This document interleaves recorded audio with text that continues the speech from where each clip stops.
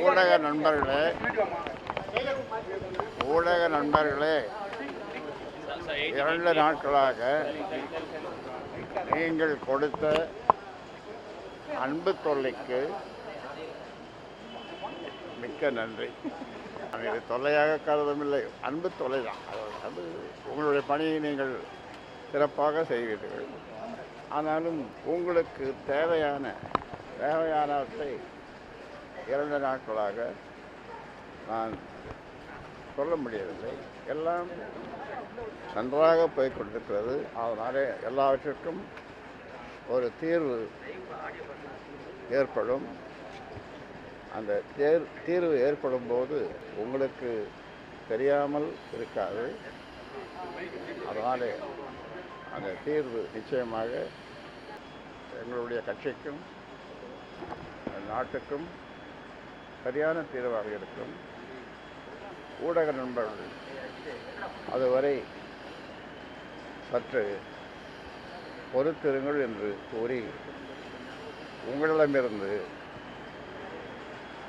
பிரியாக விடைபெறுகின்றேன்.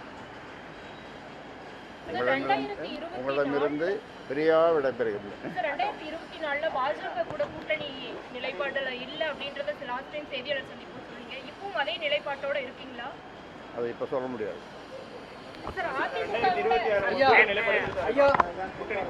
பாமக இடதுசாரி சிந்தனையோட வளர்த்தெடுக்கப்பட்ட கட்சி, தற்போது வலதுசாரி சிந்தனை மேலோங்கி இருக்குன்னு தொல் திருமாவளவன் அவர்கள் சொல்லியிருக்காரு. அதை நீங்க எப்படி பாக்குறீங்க?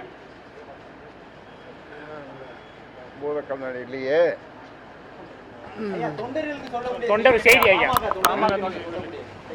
தொண்டர்கள் எப்பொழுதும் எந்நாளும் என் பக்கம்தான் என்று சொல்வதை விட எனக்கு என்னை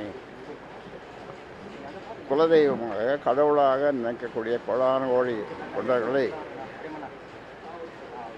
நான் அவர்களை அப்படிப்பட்ட தொண்டர்கள் என்று சொல்லுவதில்லை.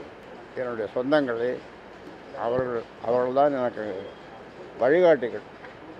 இந்த தொண்டர்கள் என்று நீங்கள் சொன்னீர்களே, அவர்கள்தான் எனக்கு எல்லா வகையிலும் வழிகாட்டிகள். அந்த வகையிலே அவருடைய நலத்துக்காக, அவருடைய முன்னேற்றத்திற்காக நான் எதையும் செய்வேன்.